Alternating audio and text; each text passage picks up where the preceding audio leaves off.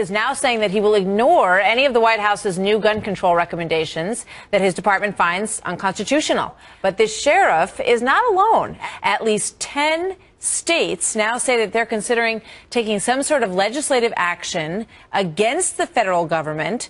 Those states span the nation, from Oregon all the way to South Carolina. Many sheriffs are now calling for action, like Lynn County, Oregon Sheriff Tim Mueller. Sheriff, welcome. Good to have you here today. Good morning, Martha. Talk to me a little bit about your process of thinking this through. You know, when you started to hear about these executive orders coming down from the president, you know, what kind of action did you take? What became your plan, and how do you back up your ability to carry that out? Well, how it first started was I had a lot of folks in my county asking myself and my deputies, you know, what my position was on if any what they termed far-reaching or overreaching gun control laws were established from the feds. And yeah, I made my position known. I tell my deputies that you know, I didn't support anything, any regulations that would infringe upon the constitutional rights of our citizens. Well, when I swore oath to a community, a group of people who live in Jackson County. I swore oath to the Constitution, in which I swore oath also to the Constitution of Kentucky. And in that Constitution is the Second Amendment, and that's what this country is based upon.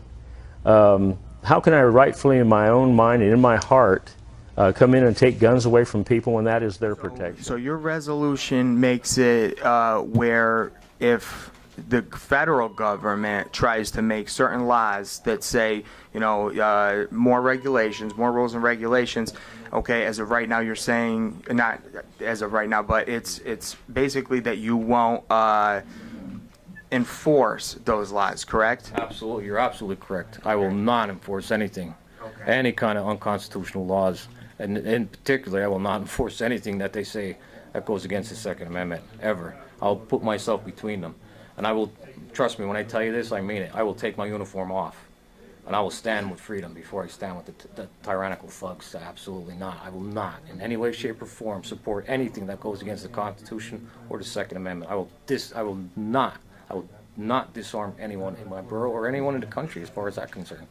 You know, you look at what happened down in Katrina, down in Louisiana, where they deputized all these police officers as marshals or federal agents from all over the country, you know, and they're beating up 80-year-old women because they had a little revolver in their hand.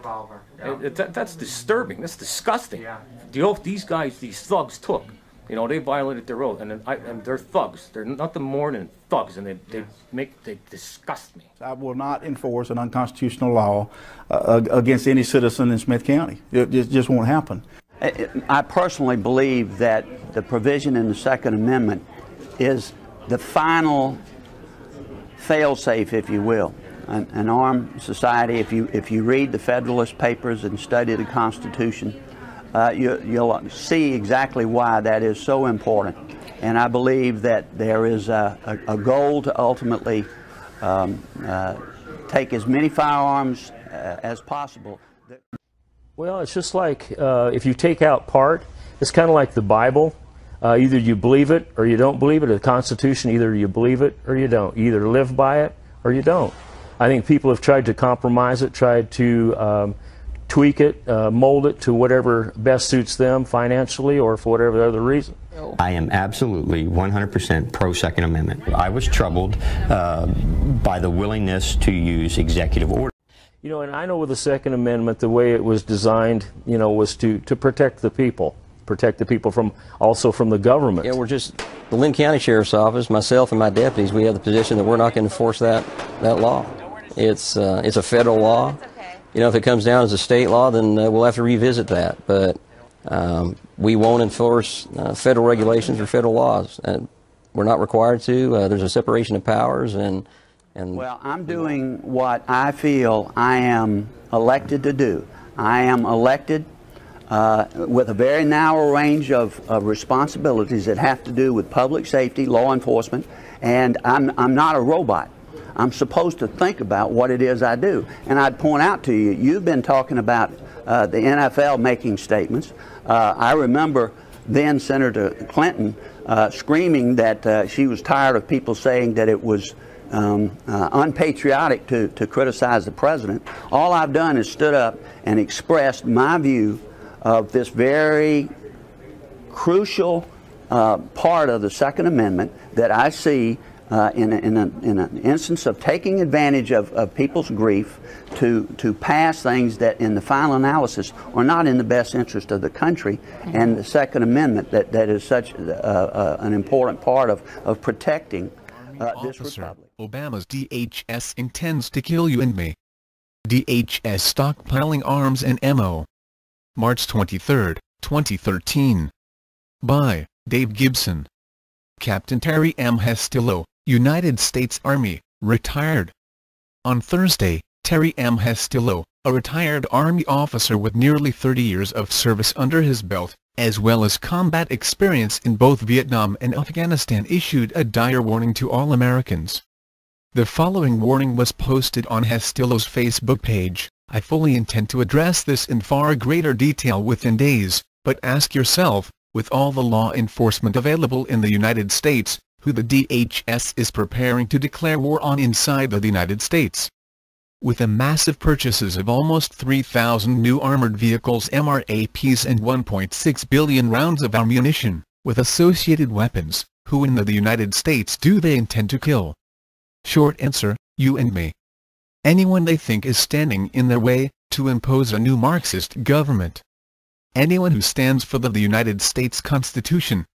We must demand that our representatives, senators, and the United States representatives stand firm and immediately force, by law if necessary, the DHS turn over their arsenal of war-making equipment to the Department of Defense. Nothing justifies this massive arms build-up of an agency, whose jurisdiction is internal within the United States of America. They are preparing to go to war against American citizens. I, Barack Hussein Obama, do solemnly swear. I, Barack Hussein Obama, do solemnly swear. That I will faithfully execute. That I will faithfully execute. The office of President of the United States. The office of President of the United States. And will, to the best of my ability. And will, to the best of my ability. Preserve, protect, and defend. Preserve, protect, and defend. The Constitution of the United States. The Constitution of the United States. So help you God. So help me God. Congratulations, Mr. President. Thank you, Mr. Chief Justice. Thank you so much. This comes on the heels of the news that DHS is purchasing 2,717 mine-resistant protected vehicles for urban use.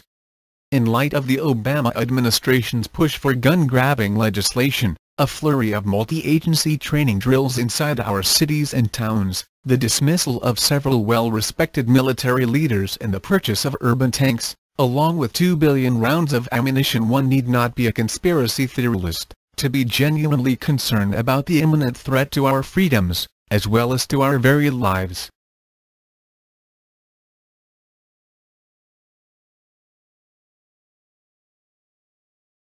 Well, I guess I upset a few people the other day when I made a video. I used some profanity, and some people didn't like that. Well, I'm here to say I'm sorry. Okay? I didn't mean to upset anybody or insult anybody or hurt anyone's feelings. So please accept this as my sincere apology.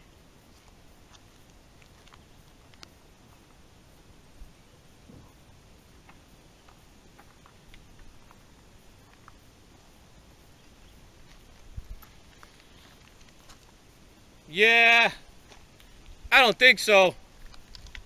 This boy don't roll that way.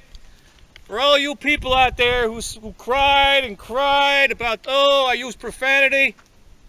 Fuck you. Here's what I gotta say. If you didn't get enough the first time around, go fuck yourself and get some more.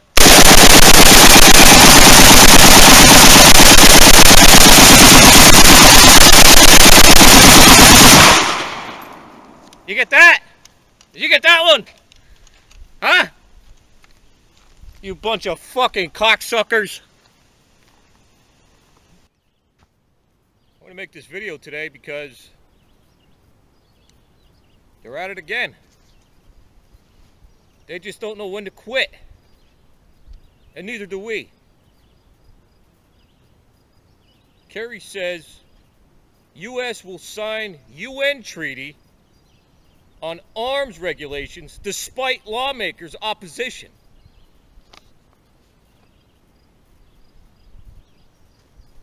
Secretary of State John Kerry, that piece of shit traitor. Who is he to decide what we can and can't own? And fuck the UN. Who are they to decide what we, the American people, can own? I have a message to Kerry and to these cocksuckers over in the UN. Here's your fucking agreement. Sign anything you want to sign. It's not gonna mean shit. It don't fucking mean shit to me. You know what I have to say? Come and take it, motherfuckers!